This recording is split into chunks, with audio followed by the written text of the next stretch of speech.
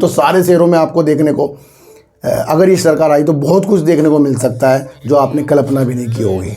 और बहुत से एनालाइज करने जितनी भी चीज़ें अगर आपको लंबे समय के लिए करनी है तो अच्छे अच्छे शेयरों में करनी है, उनके वजूद पकड़ने हैं। अभी तो आपको एक हफ्ते तक के तो सिर्फ अपने वजूद पकड़ने हैं कि आपको प्रॉफिट कैसे मिल सकता है।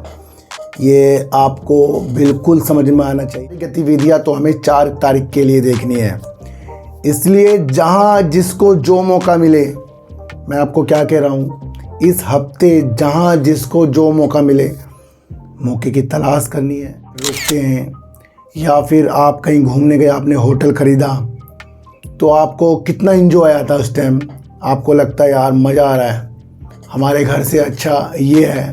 पहले मैं आपको बता दूं कि आज मेरे गला ख़राब है क्योंकि मैं गाज़ियाबाद गया था और वहाँ मेरी सिस्टर ने, वहाँ गर्मी बहुत है, कभी ठंडा कभी गर्म, तो मेरा गला बैठ गया है, तो थोड़ा सा इसको आपको झेलना पड़ेगा।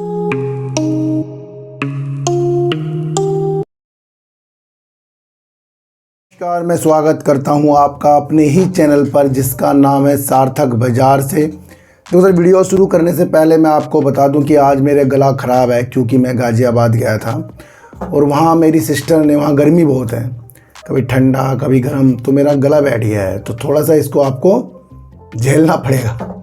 इसलिए झेलना पड़ेगा क्योंकि एग्ज़िट पोल जो है वो भी आ गया है। धीरे धीरे और एग्ज़िट पोल धीरे धीरे हमारे सामने आएंगे और कल की विशेषताएं क्या हो सकती है इसके बारे में हम चर्चा करेंगे और बात करेंगे सर टाटा मोटर्स, TCS, और बात करेंगे आर पावर के बारे में। इन सब की बात करने से पहले आपको एक चीज़ बता दूं कि कभी कभी आप कहीं घूमने जाते हैं या किसी के घर जाते हैं तो उनके घर रुकते हैं, या फिर आप कहीं घूमने गए, आपने होटल ख़रीदा तो आपको कितना एंजॉय आया था उस टाइम, आपको लगता है यार मज़ा आ रहा है, हमारे घर से अच्छा ये है। और जब कुछ समय वहाँ बीत जाता है तो फिर आपको अपने घर की याद आती है, या फिर हमेशा के लिए आप होटल में तो रह नहीं सकते, फिर क्या होगा, घूमने के बाद फिर आपको घर आना होगा।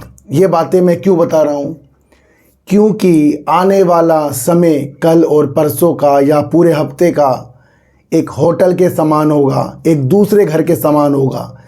क्योंकि अगर ये सरकार जिस तरीके से एग्ज़िट पोल में इसको दिखाया है कि आएगी, तो यहाँ पर ताबड़तोड़ तेज़ी आने के मकसद 4 तारीख को आपको देखने को मिल सकते हैं अगर वो चीज़ें हो जाएं। और कल की अगर तेज़ी आई तो वो एग्ज़िट पोल की तेज़ी होगी, पर सुचारू रूप से आपको ये समझना है कि सारी की सारी गतिविधियाँ तो हमें 4 तारीख के लिए देखनी है। इसलिए जहाँ जिसको जो मौका मिले, मैं आपको क्या कह रहा हूँ, इस हफ्ते जहाँ जिसको जो मौका मिले मौके की तलाश करनी है, अपने प्रॉफिट की तलाश करनी है। क्यों करनी है, क्योंकि मैंने अभी आपको बताया कि अगर आप कहीं गए तो घर पर भी लौटना पड़ा। इसी तरीके से अगर तेज़ी आई तो एक्चुअल जो प्राइस शेयरों की होगी उससे वो कहीं ऊपर मिलेंगे और कुछ शेयर तो 20% का अपर सर्किट लगाते हुए देखने को मिलेंगे। वहाँ पर अपने दिल को समझाना है कि भैया कुछ दिनों बाद ये फिर नॉर्मल चीज़ें हो जाएंगी। समझ में आ रहा ना। तो एग्ज़िट पोल में तो पूर्ण बहुमत दिखा दिया गया है और इसकी वजह से कल आपको तेज़ी के संकेत मिलेंगे, कुछ नई रणनीतियाँ मिलेगी। उन नई रणनीतियों में आपको अपना, मैं आपको बता दूं, अभी भी बता रहा हूँ, मौके की तलाश करनी है। चाहे वो कल खरीद के करें, चाहे वो आगे की रणनीतियों के लिए करें, चाहे वो बाकी जो आपके शेयर पहले से पड़े हैं उसकी रणनीतियाँ इस हफ्ते बनाएं। मुझे लगता है वो बात कहीं सत्य ना हो जाए कि हमारे देश के प्रधानमंत्री जी ने कहा था कि 4 जून से एक हफ्ते तक ट्रेडिंग करने वाले थक जाएंगे और फराटेदार तेज़ी शेयर मार्केट में आएगी। ये उस बात का सत्य एग्ज़िट पोल ने दिया है कल। तो अब आपको मौके की तलाश करनी है। जितने भी शेयर भागेंगे समझदारी वाले काम करने हैं कि उनकी वो एक्चुअल तेज़ी नहीं होगी। और इस मौके की तलाश में अगर आपने पेनी स्टॉक, जिस तरीके से मैंने आपको कल भी कहा था, उसके अंदर अगर आपने दिमाग लगा दिया कि पेनी स्टॉक से ही मैं अपना अमीर बन जाऊंगा, तो भैया फिर बिल्कुल हमारे लिए मार्केट नहीं है। हमने मौके की तलाश करना सीखा नहीं, हमें घटनाक्रम के बारे में कुछ आता नहीं है। तो इन सारी स्थितियों को आपको एग्जिट पोल के अनुसार आगे की स्थितियों के लिए देखना है। यहाँ कोई सुजलोन अब वर्क नहीं करेगा, यस बैंक वर्क नहीं करेगा, एचडीएफसी बैंक वर्क मतलब उनकी न्यूज़ वर्क नहीं करेगी, उनकी एक्चुअल चीज़ें वर्क नहीं करेगी। बस सब में आपको तेज़ी के संकेत 4 तारीख से देखने को मिल सकते हैं, ये आप समझ कर चलना।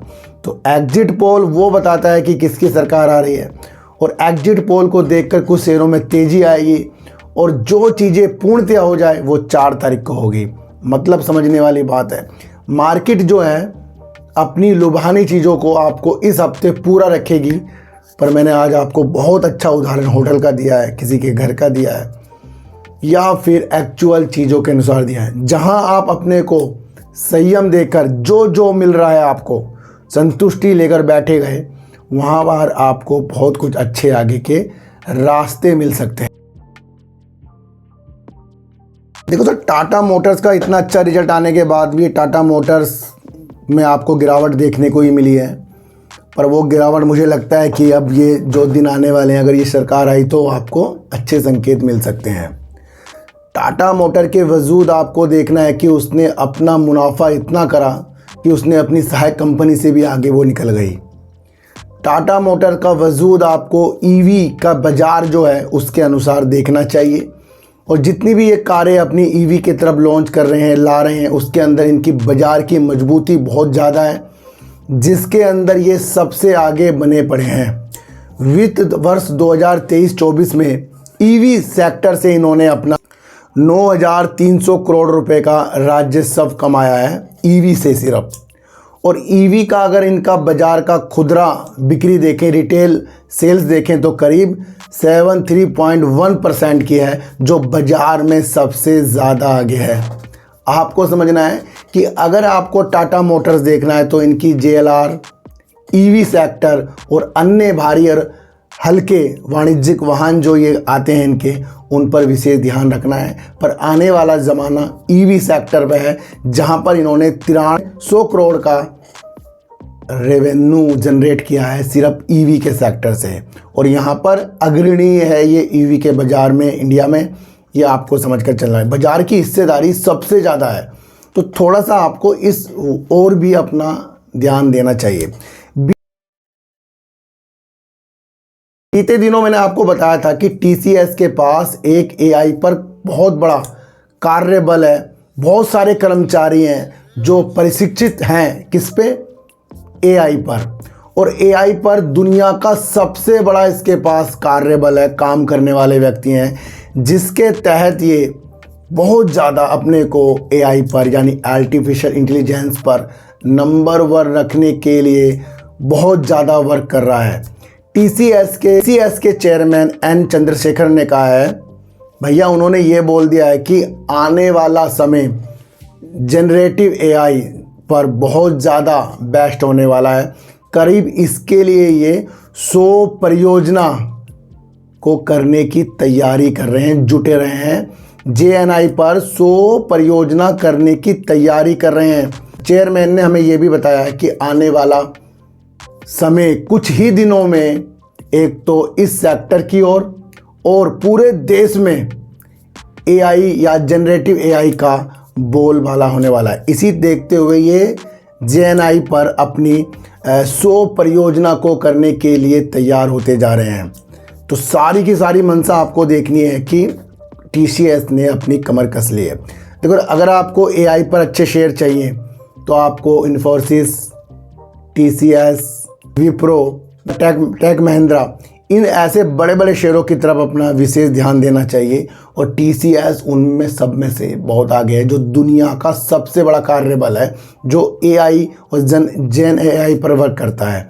तो कहीं ना कहीं इस तरीके से चीज़ें करते जा रहे हैं। जो जेन एआई है, ये भैया ई कॉमर्स में सबसे ज़्यादा इसका वर्क हो रहा है, ये कंपनी बता रही है। और दूसरी तरफ बीमा और वित्त से लेकर विनिर्माण क्षेत्र में जेन एआई का काफ़ी बोलबाला आगे होने वाला है। उन्होंने ये भी कहा है कि आगे जाकर जिस तरीके से कर्मचारी जो होते हैं, लोग जो होते हैं, जो जनरेटिव एआई के माध्यम से अपनी भाषा में जो कुछ पेचीदा मशीन होती है उसको सीखने के लिए, उससे वर्क करवाने के लिए अपनी भाषा में बोलकर इस तरीके से भी फ़ायदा उठा सकते हैं। तो भैया अपनी भाषाओं में भी इस तरीके से जब JNI वर्क करता है तो ये पूर्णतया आने वाले सालों में बहुत ज़्यादा बेस्ट होने वाला है। और AI पर हमारे देश के प्रधानमंत्री जी जो हैं उन्होंने भी काफ़ी उज्ज्वलता वाली चीज़ें हमें दिखाई है। तो TCS को अगर आपको देखना है तो भैया AI की क्षमताओं के साथ देखें, क्योंकि ये 100 से ज़्यादा अपनी इस तरीके की परियोजना JNI पर कर रहा है और उसके लिए अपने ग्राहकों को अच्छी चीज़ें देने के लिए तैयार है। तो भैया जितनी भी चीज़ें अगर आपको लंबे समय के लिए करनी है तो अच्छे अच्छे शेयरों में करनी है, उनके वजूद पकड़ने हैं। अभी तो आपको 1 हफ्ते तक के तो सिर्फ अपने वजूद पकड़ने हैं कि आपको प्रॉफिट कैसे मिल सकता है। ये आपको बिल्कुल समझ में आना चाहिए कि मार्केट में वर्क हमें जो भी चीज़ें होती हैं उसके अंदर किस तरीके से हमें कर सकते हैं। तो अगर आपको लगता है कि अच्छे अच्छे शेयर मैं यहाँ पकड़ लूँ तो फिर दूर तक के लिए आपको वो पकड़ने हैं और कई मौके की तलाश आपको सिर्फ अपने प्रॉफिट की मंशा के लिए भी कर सकते हैं, क्योंकि ये जो चीज़ें होंगी यहाँ पर काफ़ी उतार चढ़ाव मार्केट में आपको देखने को भी मिल सकता है।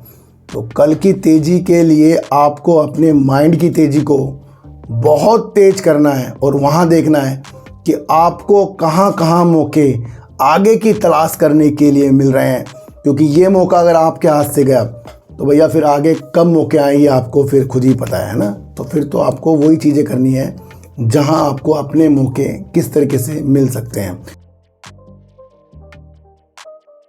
देखो अब बात करेंगे आर पावर की, और आर पावर रिलायंस पावर यानी कि अनिल अंबानी की एक कंपनी, जो मुझे लगता है कि इनकी 2 कंपनी जो है रिलायंस इंफ्रा और रिलायंस पावर, यही 2 कंपनी हैं जो अनिल अंबानी का बेड़ा पार कर सकती है। बाकी तो कंपनी कुछ दिवालिया, कुछ बिकती जा रही हैं, वो भी आपको देखने को मिला है। आर पावर की क्षमता जब आपको देख लेनी चाहिए जब बड़े बड़े निवेशकों ने इसके अंदर काफ़ी नीचे निवेश करके बैठ गए थे, जो ज़्यादातर विदेश के थे। तो वहाँ से भी रिलायंस पावर ने काफ़ी अच्छी खासी तेज़ी भी दिखाई थी, ये भी आपको समझकर चलना है। पिछले बार का इसका जो क्वार्टर गया था वहाँ पर ज़्यादा से ज़्यादा हमें लॉस देखने को मिला, और उस लॉस के कारण जो शेयर था वो काफ़ी नेगेटिव आपको देखने को मिला है।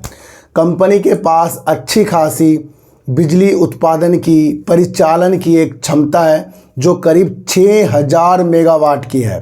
तो भैया इसकी जो क्षमता बिजली उत्पादन में है 6000 मेगावाट की है, जहां पर कंपनी अपनी इस मौजूदगी को और ज़्यादा बढ़ाने के लिए भी वर्क करेगी। मेरे हिसाब से ये जो शेयर है दूर तक रखने वाला शेयर हो सकता है, क्योंकि इनकी जो परियोजना है, जो ये काम कर रहे हैं, वहाँ पर 6000 मेगावाट की चीज़ें जो हैं परिचालन में हैं, जिससे वर्क हो रहा है।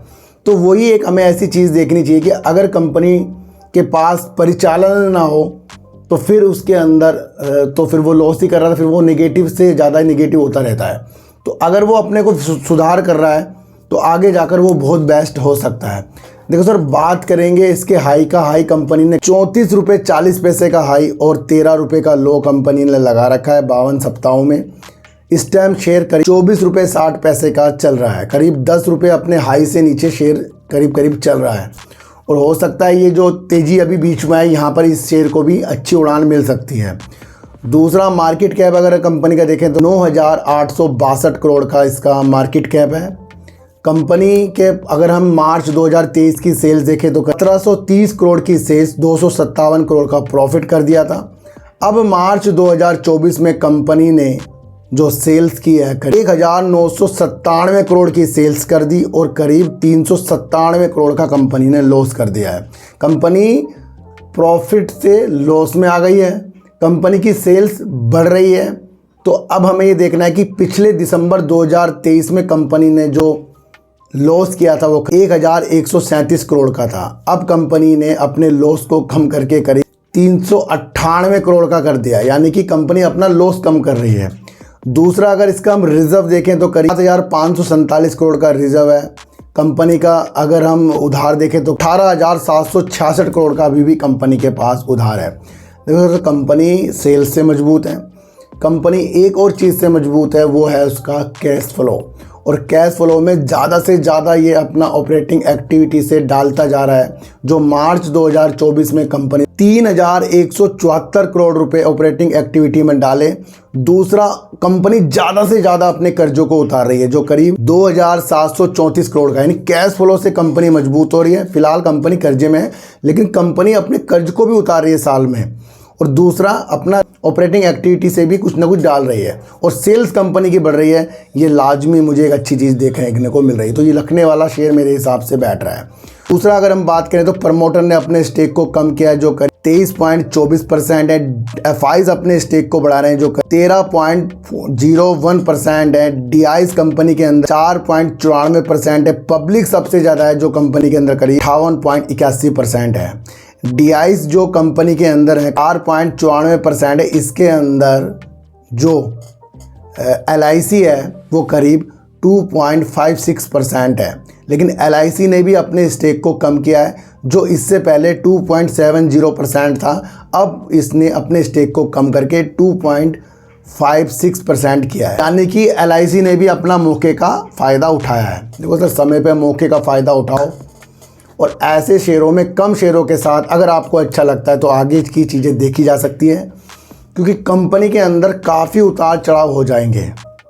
आप एक स्वच्छ कंपनी में काम नहीं कर रहे हैं, आप उस कंपनी में काम कर रहे हैं जिस कंपनी के मालिक की कई कंपनियां दिवालिया और कई कंपनियां बिकती हुई नज़र आ रही है और कई चीज़ों के साथ ये अपने कारोबार को भी बेचते हुए नज़र आ रहे हैं।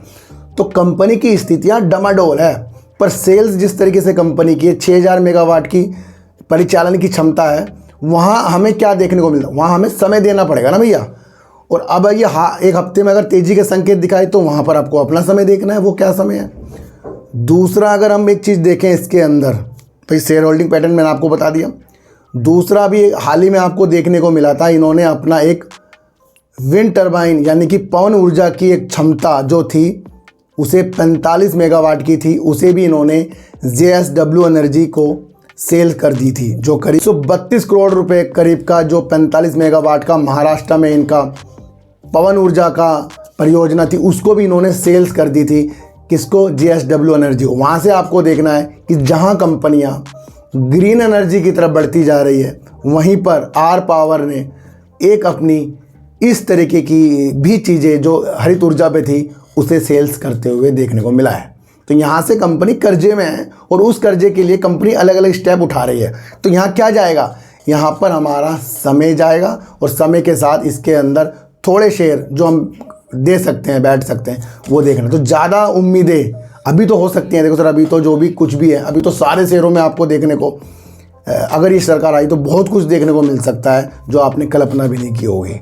और बहुत से एनालाइज करने वाले भी बता रहे हैं भैया 20% तक के भी अपर सर्किट लग सकते हैं।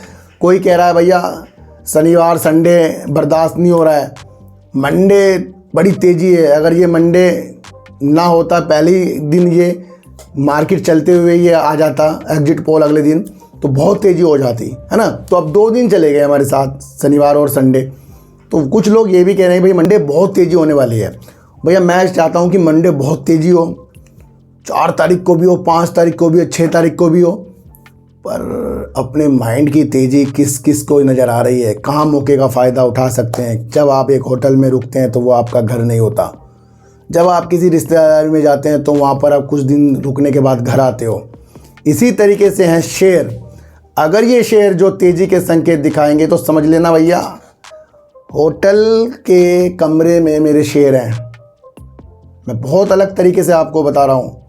और अगर आपको बहुत लंबा जाना है तो आपको दूसरा अकाउंट में अपने उन शेयरों को रखना है जहां आप लंबे विषय के साथ देख सकते हो। हाल ही की स्थितियां बड़ी चुनौतियों वाली होने वाली हैं और वहां पर आप अपने प्रॉफिट को देखकर ही सोचोगे भैया लूँ या ना लूँ।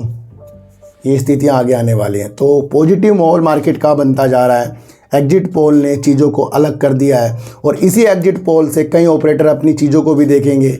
4 तारीख के बाद से जो तेज़ी के संकेत आपको देखने को मिलेंगे या 4 तारीख को ही मिलेंगे, तो वहाँ पर अपनी स्थितियों को मजबूत करना है। तो आर पावर मेरे हिसाब से दूर तक होल्ड करने वाला शेयर हो सकता है, जिस तरीके से कंपनी का कैश फ्लो और दूसरा सेल्स जो हमें देखने को मिल रही है। तो सारी स्थिति को आपको देख कर चलना है। टाटा मोटर्स में हर एक चीज़ अच्छी है, बल्कि आपको समझना है ईवी का अगर ज़माना है तो कितनी हिस्सेदारी इसकी है। एआई पर अगर आपकी विशेषताएं किसी अच्छे शेयर को देखने के लिए यहाँ पर TCS जो दुनिया का सबसे बड़ा इसके पास कार्यबल है, ये एक अपने आप में लाजमी चीज़ है। और 100 इस तरीके की परियोजना जेन AI पर ये करने की चीज़ों के साथ जुटेगा और वहाँ पर आपको देखना है कि क्या आपके लिए TCS कोई अच्छा कर सकता है या आपकी रणनीतियाँ हैं। कल से तेज़ी की चीज़ें आपको देखने को और अच्छी चीज़ें आपको अपने माइंड से बनानी है, वो सारी स्थिति को समझना है। और आज की वीडियो मेरी बेकार आवाज़ में सुनने के लिए आप सबका तहे दिल से बहुत बहुत शुक्रिया, धन्यवाद। और इस चैनल पर किसी को भी खरीदने बेचने की सलाह नहीं है। जो भी इस चैनल पर बताया जाता है वो न्यूज़ बेस है, तथ्यों के अनुसार है, और किसी को भी खरीदने बेचने की सलाह इस पर नहीं है। तो सर चींटी को आटा दीजिए, गाय को रोटी दीजिए और अपने बच्चों को ज़्यादा से ज़्यादा प्यार कीजिए, क्योंकि बच्चे ही आपकी मासूमियत से किस्मत पलटेंगे। तो फिर मिलेंगे आपसे नई वीडियो के साथ, जब तक के लिए नमस्कार।